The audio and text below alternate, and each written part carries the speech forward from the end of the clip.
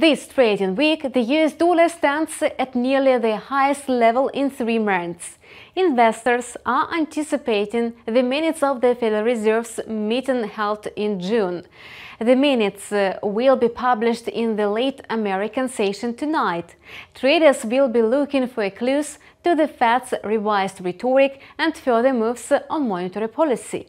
From tomorrow and later on, the economic calendar will be flooded with the macroeconomic data, which could impact on the currency market.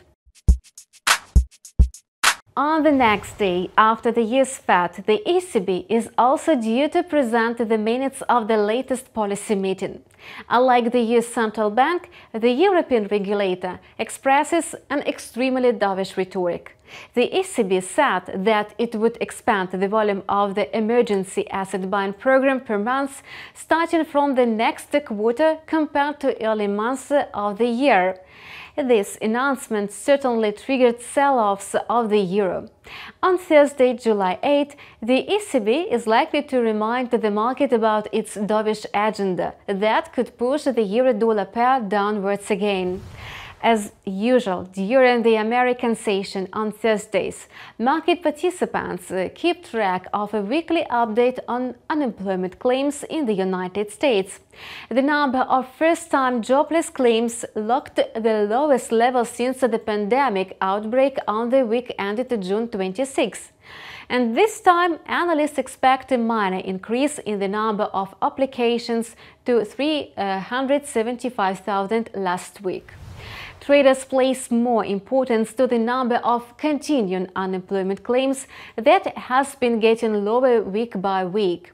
The overall number of the Americans who are on the dole is expected to contract in the coming weeks as more and more state governments are gradually cancelling the generous federal pandemic insurance.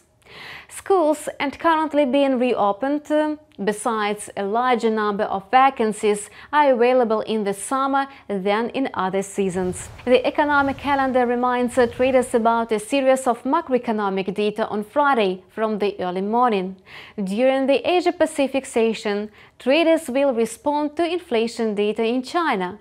The bottom line is that a dynamic of consumer inflation in the world's second-largest economy will give investors a hint about the further trends in the whole global economy. Judging by the forecast, it's premature to speak about a full-fledged recovery. The inflation rate in China remains moderate in June. The actual CPI is likely to coincide with the forecast for a 1.3% increase.